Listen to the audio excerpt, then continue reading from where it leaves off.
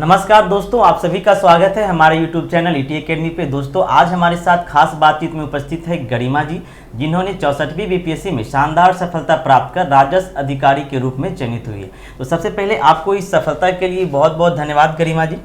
तो आप हमारे छात्रों के लिए बताएं कि आपने जो प्रारंभिक परीक्षा की तैयारी की वो किस प्रकार से की और आपका एक संक्षिप्त परिचय क्या है, ये हमारे छात्रों को आप बताएं। सबसे पहले बहुत बहुत धन्यवाद आप सबका मुझे बुलाने के लिए। और मेरा नाम गरिमा है और मैंने 2013 में अपना ग्रेजुएशन कंप्लीट किया था मास कम्युनिकेशन से। उसके बाद मैंने मास्टर्स किया। मैंने कुछ दिन मीडिया में काम भी किया एज अ रिपोर्टर और 2018 से मैं बीपीएससी की प्रिपरेशन कर रही हूँ। ये मेरा सेकेंड अटैम्प्ट था और मुझे राजस्व अधिकारी का पद मिला है। तो हमारे छात्र जानना चाहेंगे कि आपने प्रारंभिक परीक्षा की तैयारी किस प्रकार से की? सर मैंने तो प्रारंभिक परीक्षा के लिए कुछ एनसीईआरटी बुक्स पढ़ी थी, क्योंकि मैं यूपीएससी की भी प्रिपरेशन कर रही थी, इस वजह से मैंने एनसीईआरटी थॉरली पढ़ी थी। इसके बाद सर लूसेंट भी मैंने पढ़ा था और करंट अफेयर्स के लिए खास ध्यान दिया था। तो प्रारंभिक परीक्षा के लिए आपने टाइम मैनेजमेंट कैसे किया? सर टाइम मैनेजमेंट, क्योंकि सर मैं मैरिड हूँ तो मुझे घर भी देखना होता था, तो मैं खाना बनाने और बाकी सारे घर के काम के बाद बीच में मैं टाइम निकालती थी और मैं अपनी पढ़ाई भी करती थी। और साथ साथ मैं ये भी ध्यान देती थी कि मैं एक बैलेंस बना सकूं पढ़ाई और घर दोनों के बीच में। आपने पीटी के लिए कितने टाइमिंग दिया, मतलब कितने घंटे आपने पढ़ाई? क्योंकि छात्र हमेशा पूछते हैं कि सर कितने घंटे पढ़ाई किया जाए, क्योंकि आप ऑलरेडी जैसा कि आपने बताया कि आप मैरिड है, एक शादीशुदा है, तो घर की जो जिम्मेदारी संभालते हुए आपने कितना समय निकाला प्रारंभिक परीक्षा के लिए?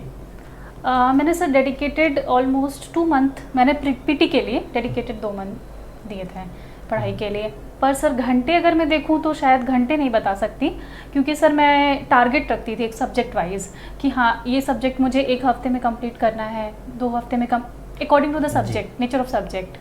तो उसके अकॉर्डिंग मैं पढ़ाई करती थी और कोशिश करती थी कि मिनिमम 2 से 3 घंटे तो डेली निकल ही जाएँ इतना। तो आपको क्या लगता है कि जो टाइमिंग है पढ़ने को लेकर के छात्र जो पूछते रहते हैं, ये टाइमिंग का कितना बड़ा महत्व है, क्या इम्पोर्टेंस है इसका टाइमिंग? सर आई थिंक हर एक स्टूडेंट का अलग अलग टाइमिंग डिपेंड करता है। लाइक मैं कुछ और समय से यूपीएससी की प्रिपरेशन कर रही थी, इस वजह से मैं शादी के साथ ये पॉसिबल हो सका। लेकिन कुछ बच्चे जो एकदम नए हैं, जिन्होंने अभी स्टार्ट किया है, जस्ट ग्रेजुएट है, तो उनको ज़्यादा पढ़ाई पे ध्यान देना चाहिए। मुझे लगता है कि उन्हें 6 से 7 घंटा मिनिमम देना चाहिए। लेकिन अगर आपकी एक लेवल तक प्रिपरेशन हो गई है, हो गया, तो आप 2 घंटे में भी मैनेज कर सकते हो। वो डिपेंड करता है आपका कैसे है। तो आपने पीटी के बारे में तो बताया, फिर आप जब पीटी का एग्ज़ाम दी तो उस समय क्या आपने अनुभव किया कि क्या हमारा रिजल्ट प्रीलिम्स परीक्षा में होगा? क्या आपने, अक्सर लोग होते हैं क्या कि पीटी के बाद कई सारे यूट्यूब पे आंसर की भी आना स्टार्ट हो जाता है, तो लोग वहाँ से अस्वस्थ हो जाते हैं कि हमारी मुख्य परीक्षा में मतलब हम बैठने वाले हैं। तो क्या आपको उस समय ऐसा लग गया था कि हम पीटी में सफल होंगे, या फिर आपकी जो स्थिति थी वो थोड़ी भ्रमित थी? सर एक्चुअली जब मैं पीटी का एग्ज़ाम देने जा रही थी तो ऑन द मतलब स्पॉट जहाँ पे एग्ज़ाम सेंटर था वहीं मेरी तबीयत ख़राब हो गई थी। अच्छा। और एग्ज़ाम सर जब मैंने पीटी जो लिखा था वो सर मतलब बिल्कुल भी मतलब सही मतलब मूड में नहीं लिखा था। तबीयत बहुत ज़्यादा ख़राब थी कि इवन पूरा फीवर था और वो था। फिर भी मैंने समहाउ पेपर कंप्लीट किया, पीटी का मतलब गोला करके आई। और मुझे नहीं पता था कि अच्छा गया या ख़राब गया, बट घर आके जब मैंने मार्क्स कैलकुलेट किए तो अच्छे थे, मतलब कट ऑफ से काफ़ी ऊपर थे। तो मैं थी कि हाँ मतलब आप प्रारंभिक परीक्षा के दौरान ही अस्वस्थ हो गए थे कि हाँ, हमारा रिजल्ट होगा। तब तो आपने तैयारी मुख्य परीक्षा की काफ़ी पहले से स्टार्ट कर दी होंगी? हाँ सर, जब मुझे पता था कि पीटी हो जाना है, और एक्चुअली सर मेंस की प्रिपरेशन मैंने रिजल्ट आने के बाद ही स्टार्ट की, मतलब एक सीरियस मोड पे। बट हाँ उस बीच में प्रिपरेशन कंटिन्यू रखी, पीटी और मेंस के रिजल्ट आने, जो पीटी का रिजल्ट आने के बीच का होता है उसमें। तो जैसा कि आपने बताया कि आपने यूपीएससी की भी तैयारी की है, तो क्या आपने कभी यूपीएससी अटेम्प्ट किया है? हाँ सर, एक्चुअली मैंने कई अटेम्प्ट्स दिए हैं और मैं वहाँ सक्सेसफुल नहीं रही जी। तो मेरे हस्बैंड ने एडवाइस किया कि ठीक है 1-2 बार बीपीएससी भी ट्राई करो, मे बी इधर हो जाए। और कई बार यूपीएससी काफ़ी अनसर्टेन भी है, तो फिर मैंने उनकी बात मानी और मैंने इधर भी ट्राई किया। Yes sir. आप बताएं कि मुख्य परीक्षा में आपकी कैसी तैयारी रही, आपने कहाँ किन किन लोगों का योगदान रहा है, कैसे मार्गदर्शन आपको मिला मुख्य परीक्षा में? सर मुख्य परीक्षा में तो मैं सर बहुत अपने आप को लकी मानती हूँ कि मेरे हस्बैंड ने मुझे दिल्ली भेज दिया और मैंने सर वहाँ जाके 3 महीने तक सर मैंने टेस्ट सीरीज़ ज्वाइन की। और सिर्फ सर मैंने टेस्ट सीरीज़, एक कोचिंग थी उसकी टेस्ट सीरीज़ ज्वाइन की और मैं कंटिन्यूसली टेस्ट पे पूरा फोकस मैंने किया और टेस्ट सीरीज़ में मैंने कोशिश की कि मैं अच्छा परफॉर्म करूं, जिसका बेनिफिट मुझे आगे मिला। अच्छा, तो मेंस की तैयारी के लिए आपके पास लगभग 2.5 से 3 महीने का जी, समय जी, होगा? हाँ, बिल्कुल, मैक्सिमम बिल्कुल, 3 बिल्कुल। महीने का समय होगा। जी, जी। तो क्या इस 3 महीने में आपने अपनी तैयारी पूरी कर ली थी या फिर कोई दुविधापूर्ण स्थिति बनी हुई थी कि हमारी तैयारी पूरी नहीं हो पाई है? नहीं सर, एक्चुअली मेरा ऑप्शनल है political science and international relations. ये काफ़ी लेंदी सब्जेक्ट है। लकली मैंने ये सब्जेक्ट पहले ही कंप्लीट कर रखा था, उसकी क्लासेस भी की हुई थी, जी। तो बस उसको रिवीजन करना था। तो वो 3 महीने में मैंने सम हाउ कंप्लीट किया, लेकिन थोड़ा सा लग रहा था मुश्किल कि काफ़ी स्ट्रगल किया, एक तरह से कह सकते हैं कि होगा कंप्लीट या नहीं कंप्लीट होगा। बट जब मार्क्स आए तो आई एम सेटिस्फाइड कि मुझे मार्क्स अच्छे मिले हैं optional मतलब में। देखा जाए तो आपकी जो पहले की तैयारी थी वो काफ़ी यहाँ पे बेनिफिशियल साबित हुई आपकी बीपीएससी की एग्ज़ाम, जी जी है ना? और फिर आपने ऑप्शनल के लिए तो तैयारी पहले से कर रखी थी, पेपर 1, स्टैटिक्स, ये सब की तैयारी कैसे की?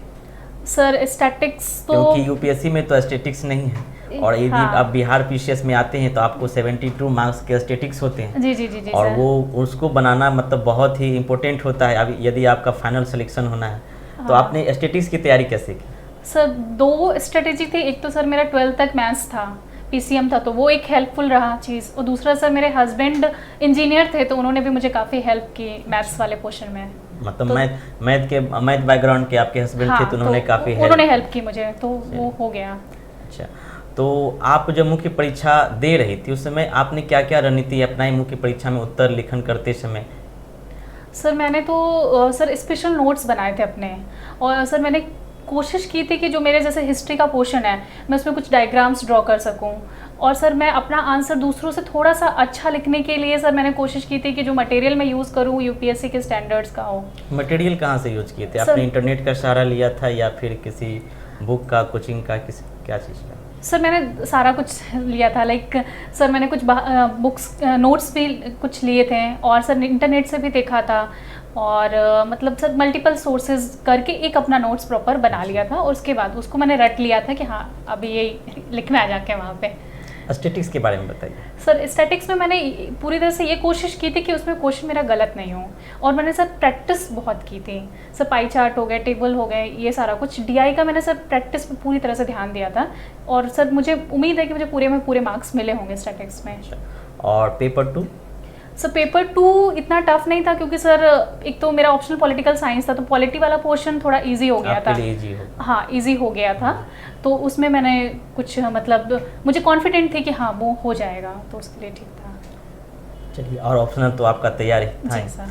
तो आपने जब मुख्य परीक्षा दिया तो क्या आपको ऐसा फीलिंग हुआ कि हाँ हमारा रिजल्ट सुनिश्चित है, या फिर आप वेट कर रहे थे कि रिजल्ट होगा? यानी कि छात्र यहाँ पे दुविधापूर्ण स्थिति में होते हैं, क्योंकि ये तो ऑब्जेक्टिव है नहीं कि आपने किसी का आंसर मिला करके अपना मूल्यांकन कर लिया कि हाँ इतना मार्क्स आने की संभावना है। क्योंकि ये रिटेन एग्जाम है तो थोड़ी दुविधापूर्ण स्थिति होती है, तो आपका पहले से कॉन्फिडेंस था कि हाँ हमारा सिलेक्शन होगा इंटरव्यू के लिए?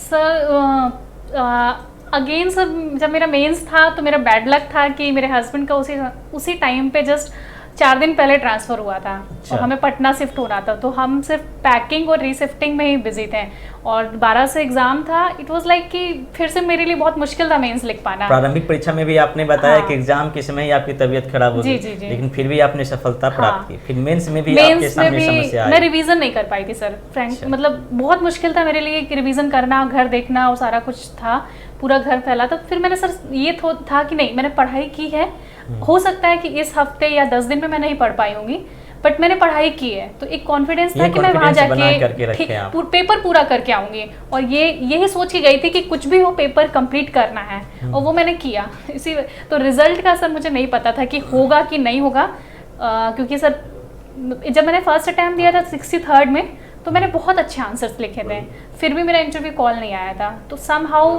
मतलब थोड़ी सी कंफर्म नहीं समस्या था। यहाँ पे कंफर्मेशन की थी हाँ। आपके पास, है ना?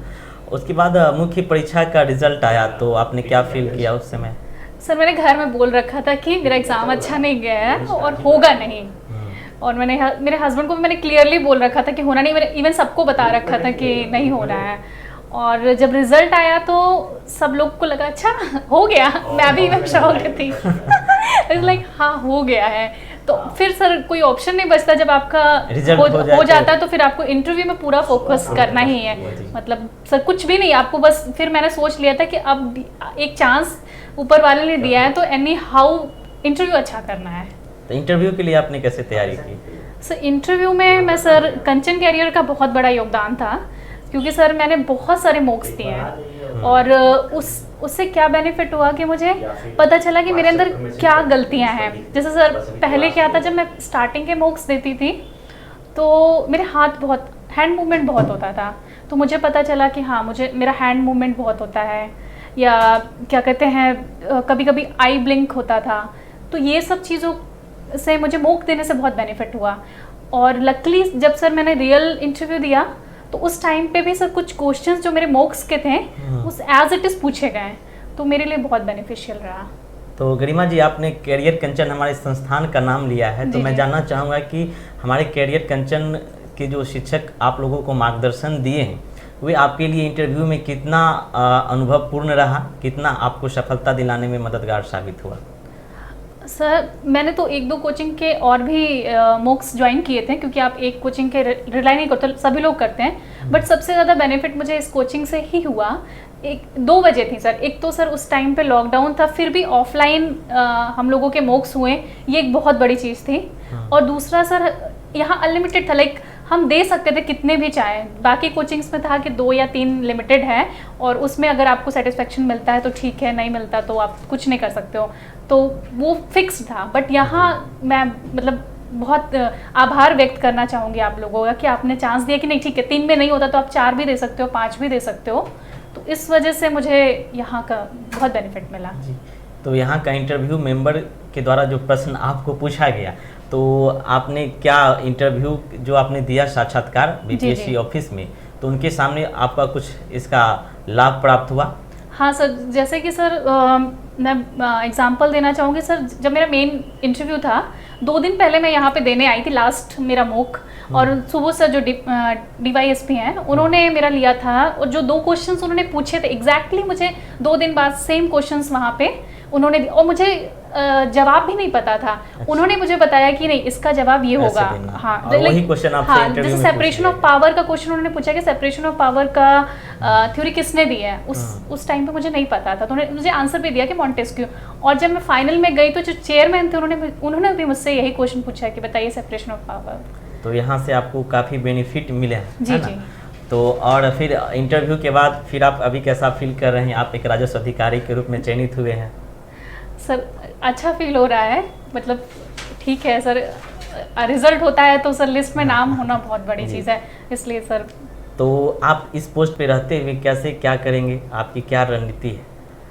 सर मैंने जब स्टार्टिंग की थी ये प्रिपरेशन यूपीएससी के लिए, तो यही था कि सर कुछ सोसाइटी के लिए कुछ कंट्रीब्यूट कर सकूं, और सर मैं वुमेन एम्पावरमेंट के लिए कुछ काम करना चाहूँगी। अब पता नहीं है सर कितना स्कोप है इस पोस्ट में या क्या है, लेकिन अपने स्तर से मैं पूरी कोशिश करूँगी जी। तो आपने महिला सशक्तिकरण को बहुत बढ़ावा देंगे, और हम लोग को उम्मीद है, क्योंकि अभी भी जो गांव घर की बेटियां हैं, जो ग्रामीण स्तर की बेटियां हैं, तो बहुत सारे पेरेंट्स उन्हें पढ़ने के लिए बाहर नहीं भेजते हैं, हिचकिचाते हैं कि बाहर जाएंगी कैसा क्या माहौल है।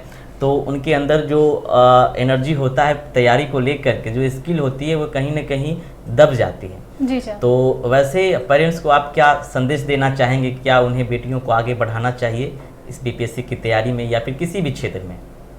सर मैं उन माता पिता को बिल्कुल कहना चाहूँगी कि वो अगर अपने लड़कों के लिए पूरी कोशिश करते हैं तो उनको अब लड़कियों को भी आगे बढ़ने की कोशिश करनी चाहिए, बढ़ाने के लिए। और सर मैं उन महिलाओं को भी प्रोत्साहित करना चाहूँगी कि जो शादी की वजह से कहीं ना कहीं उनको लगता है कि वो आगे नहीं बढ़ सकती हैं, या उनको लगता है कि अब ख़त्म सब कुछ, तो मुझे लगता है कि नहीं, उन हस्बैंड्स को भी सपोर्ट करना चाहिए अपनी वाइफ्स को जो कुछ करना चाहती हैं लाइफ में। वो एंड नहीं है आपकी ज़िंदगी का, तो प्लीज़ उनको सपोर्ट कीजिए। जी, सपोर्ट की आवश्यकता है। और अभी भी हमारे समाज की जो सभ्यता संस्कृति है, तो उनमें अभी भी उतना कुछ ज़्यादा बदलाव हम नहीं देख पाते हैं, खास करके लड़कियों के मामलों में।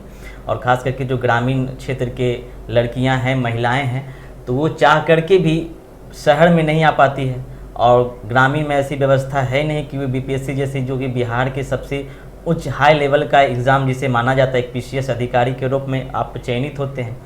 तो ऐसे में हमारी टीम की तरफ से, हमारे संस्थान की तरफ से भी सभी पेरेंट्स को हमारा अनुरोध है कि आप लोग भी, आप एग्जाम्पल आपके सामने है, उदाहरण आपने देखा कि गरिमा जी ने किस प्रकार से जॉब में रहते हुए एक शादीशुदा वैवाहिक जीवन जीते हुए, व्यतीत करते हुए उन्होंने अपने परिवार को संभालते हुए उन्होंने शानदार सफलता हासिल की है और अपने परिवार का नाम रोशन की है। तो आप यहाँ से कुछ सीख सकते हैं, आप गरिमा जी से भी कुछ सीख सकते हैं और यहाँ से आप उदाहरण ले करके अपने घर में अप्लाई ज़रूर करेंगे और आपके घर में जो भी हो, माँ हो, बहन हो, जो भी हो, उसे आप पढ़ाई के लिए हमेशा प्रमोट करेंगे। हमेशा लड़कों को जितना आप प्रमोट करते हैं उतना लड़कियों को भी प्रमोट करते रहें, तो आने वाले समाज में हम एक समानता ला पाएंगे। तो गरिमा जी, फिर आप मुझे बताएं कि आप इसके आगे की आपकी क्या रणनीति है? सर मैं कि आपका सफर बीपीएससी तक ही समाप्त है नहीं या फिर आगे की क्या रणनीति है? सर एक तो है क्योंकि आप शादीशुदा हैं, तो प्रेशर आप लेना चाह रही हैं या फिर सोच रहे हैं कि नहीं अब यहीं पे स्ट्रगल सेटल करते हैं? कभी भी स्ट्रगल लाइफ में ख़त्म नहीं होता है और इंसान को अपना 100% हमेशा देना चाहिए। आई बिलीव कि सर आप जितना अपने आप को निखार सकते हो, जितना आप अपने आप के लिए कर सकते हो, कभी भी उससे पीछे नहीं हटना चाहिए। और सर मैं अभी भी यूपीएससी के लिए कोशिश करूँगी और मैं चाहूँगी कि सर जो मैं अपनी लाइफ में जितना उठ सकती हूँ उठने की कोशिश करूँगी। चलिए, तो हमारी टीम की तरफ से बहुत शुभकामनाएं हैं कि आप आने वाले समय में यूपीएससी कंप्लीट करें। और देखिए छात्र, जैसे कि गरिमा जी ने बताया कि वे आने वाले समय में और भी स्ट्रगल करना चाहती है और भी मेहनत करना चाहती है पूरी ईमानदारी के साथ, और यूपीएससी फिर से वे अटेम्प्ट करना चाहती है, क्योंकि इनका जो पड़ाव है वह यहीं पे सीमित नहीं होने वाला है। इनको काफ़ी लंबी उड़ान भरनी है। तो देखा छात्रों कि जिस प्रकार से गरिमा जी ने शादी के बंधन में बंधते हुए भी उन्होंने अपनी तैयारी को कंटिन्यू रखा, उन्होंने हार नहीं माना और लगातार परिश्रम, लगातार ईमानदारी करते हुए उन्होंने परीक्षा को कंटिन्यू रखा और अंतिम रूप से सफलता प्राप्त की है। यहाँ तक कि उन्होंने यह भी बताया कि आगे का जो उनका पड़ाव है वे और भी अधिक लंबी उड़ान की तरह है। वे इसके बाद यूपीएससी की तैयारी भी करेगी और मुझे आशा है और हमारी टीम की तरफ से शुभकामनाएं भी है कि वे इसकी तैयारी करें और हमारी टीम की तरफ से जहां तक सहयोग होगा हमारी टीम उसके लिए तत्पर रहेगी और फिर इसे आगे जो भी मार्गदर्शन की आवश्यकता होगी तो हमारे जो फैकल्टी है उनके द्वारा दिया जाएगा। तो बहुत बहुत धन्यवाद आपको गरिमा जी। जी थैंक यू सो मच।